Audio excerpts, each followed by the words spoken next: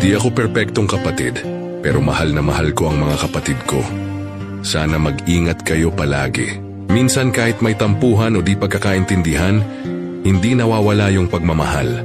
Natural lang na may asaran at kulitan, pero sa dulo ng araw, pamilya pa rin ang uuwian. Walang kapantay ang saya kapag buo at masaya ang magkakapatid. Alam ko hindi ko laging naipapakita o nasasabi, pero mahalaga kayo sa akin. Lalo na ngayong tumatanda na tayo, mas naiintindihan ko na kung gaano kahalaga ang bawat isa. Gusto ko lang kayong alagaan kahit sa simpleng paalala. Hindi man ako laging present sa lahat ng moments nyo. Tahimik lang akong proud sa inyo.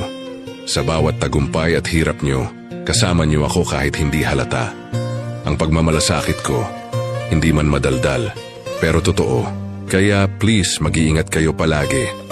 Sa panahon ngayon, health and safety dapat ang inuuna. Walang mas mahalaga kundi ang kaligtasan ng mga taong mahal natin. Sa lahat ng may kapatid, yakapin nyo sila habang may pagkakataon pa. Sabi nga nila, hindi natin alam kung kailan ang huling beses na makakasama sila. Gawin nating makabuluhan bawat sandali.